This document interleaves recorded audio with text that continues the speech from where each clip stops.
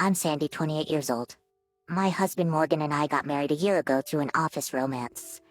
We met when he was in charge of training new hires. I had just moved from a different industry and had no idea what I was doing at my new job. He kindly and patiently trained me. I think it didn't take me long to fall for him. When the training was over and I had learned most of the work, I invited him out to dinner to thank him for all the help he had given me. After that, we continued to see each other several times outside of work, and I took the plunge and confessed my feelings to him. We were both around an age where we were thinking about getting married, so about 2 years after we started dating, we met each other's family. We had smooth sailing into our marriage after that. One of the common issues of marriage I often hear is the relationship with in-laws, but I haven't encountered such problems so far. My in-laws have been very good to me. We are so glad to have you as a daughter-in-law. You are too good for my son. I agree. I envy my son to have such a beautiful wife. Ah, you guys are so sweet. Thank you. When Noah and I occasionally visit them, they give me such compliments and make me feel loved. I may be simple-minded, but I don't feel bad about being praised. If you force me to come up with an issue, it would be about where we live. Right now we live in a rented apartment.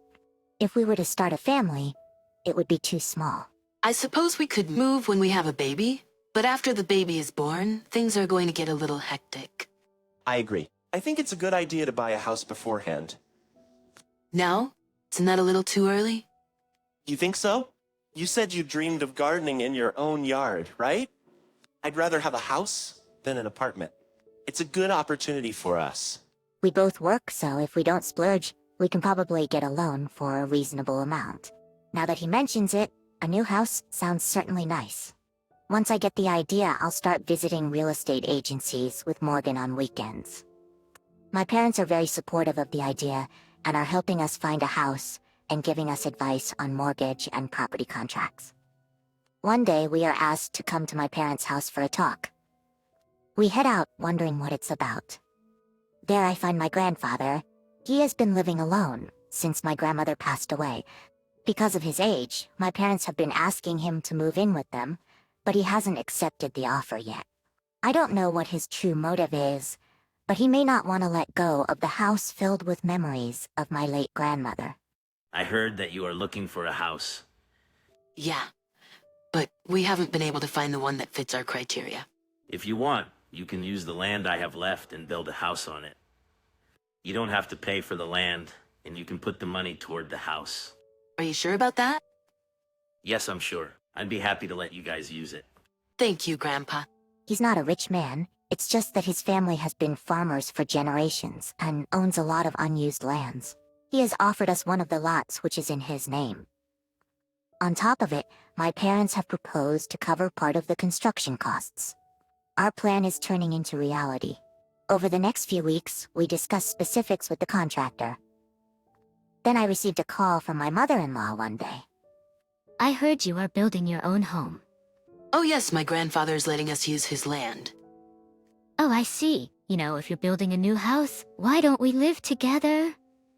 You mean you, Jacob, and us? Listen, our house is getting old, you know? If we want to keep living here, it will need a major renovation. We've been thinking about what to do, but if you guys are gonna build a house, we can kill 2 birds with 1 stone. Now we won't have to pay for the renovation. What on earth is she thinking? It is true that their house is getting old, so the story about renovating may be true. But it's not like the house is dilapidated and needs to be torn down right now. Above all, I don't understand why they have to move in with us. As I'm stunned by this unexpected and sudden turn of events, Morgan, who's been listening to the conversation next to me, takes over the phone. Hey, Mom, what are you talking about, moving in together all of a sudden? What we're thinking of right now is a home for us as a family.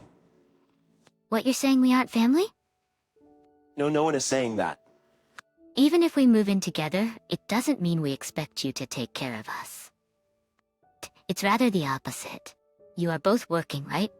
If I'm there, I can reduce the burden of...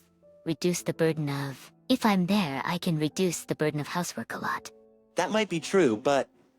And you are our eldest son. Sooner or later, you will have to take care of us. It's normal, isn't it? Then, when you're going to build a house, you should think about living together, right? Pit. Adele has been good to me up to now. I honestly don't like her idea, but I can't be too harsh on her. I'm sorry. I should have said no. I mean, I shouldn't have told my mom about it in the first place. No, it's not your fault. Besides, she agreed to pay the rest of the cost. We agreed with her when she promised to pay for half of the construction cost with the money from the sale of the house. Reluctantly.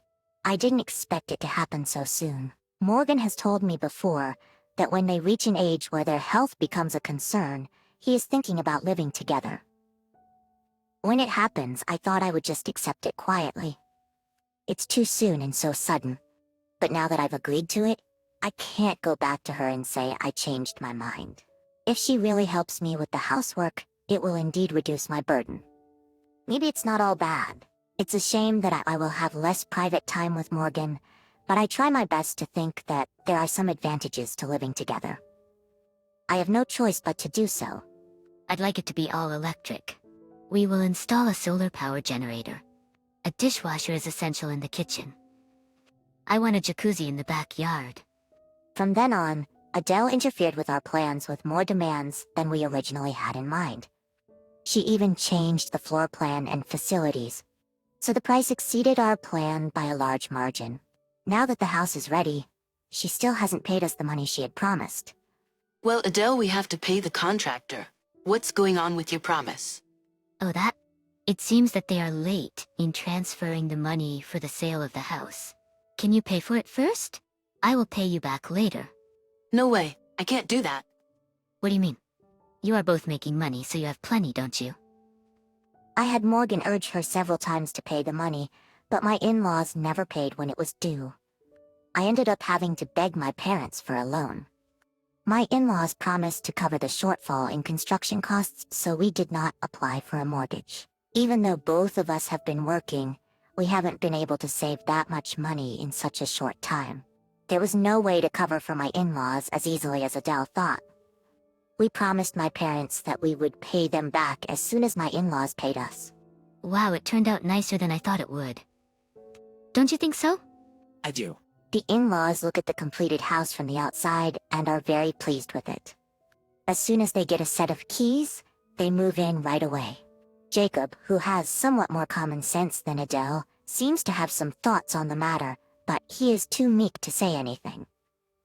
Adele invites her friends to the house and throws a housewarming party every day, like she's the owner.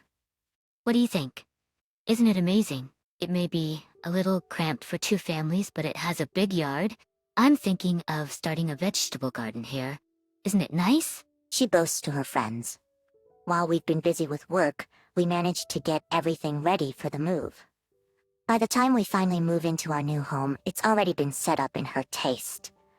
I've been imagining in my head how I would decorate each room, but her furniture has already been placed as if it's a matter of fact. The yard, which I had planned to use for my hobby, has also been converted into a vegetable garden by her. She's doing whatever she pleases, yet she hasn't paid me the money after 3 months. On top of it all, she dares to tell me something outrageous. I knew she was an insane person, but still. She doesn't ask, but tells us that my sister-in-law, Janice, who is now a divorced single mother, will move in with us. What on earth are you talking about? I've never been consulted.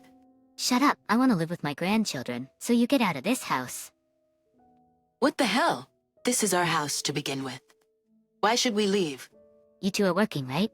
Then it's easier for you to do whatever you want. She's a struggling single mother with small children. That has nothing to do with us.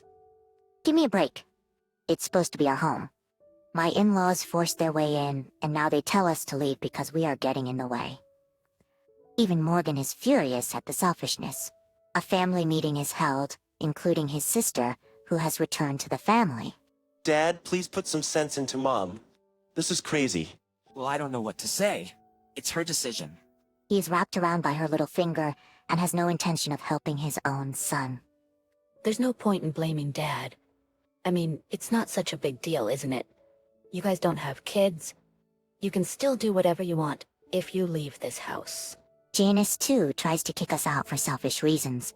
As for Adele, I don't know what's so funny, but she's been grinning at us. I'm not pleased with it at all, so I speak to my family about it. My grandfather is even angrier than we are. What a bunch of jerks. I allowed you to use the land.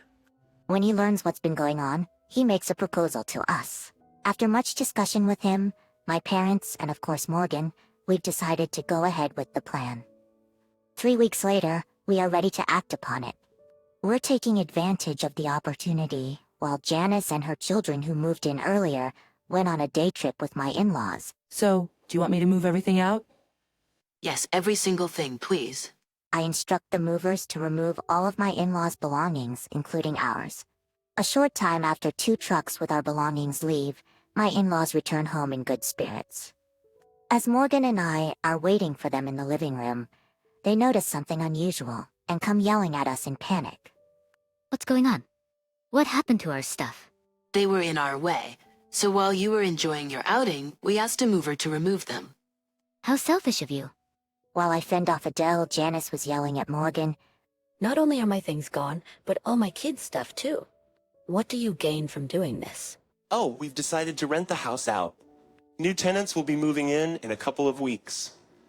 You never mentioned anything about that. You're crazy. This is terrible. We live here. How can you decide such an important matter without asking us? They protest vehemently when they learn about our plan. We have a thing or two to remind them. Who do you think you are? It was you who decided to let your daughter and her kids move in without asking us. It was you who decided to let your daughter. Well, that's true, but you've been acting like you own the house we built. On top of it, you're trying to kick us out. Then Morgan joined in. You haven't paid a penny for this house, Mom. What happened to the money you promised? You weren't going to pay from the beginning anyway, were you? No, that's not true. It's the agent's fault for not transferring the money. The land here is in my grandfather's name. The house is in our name. We don't need your consent to rent it out.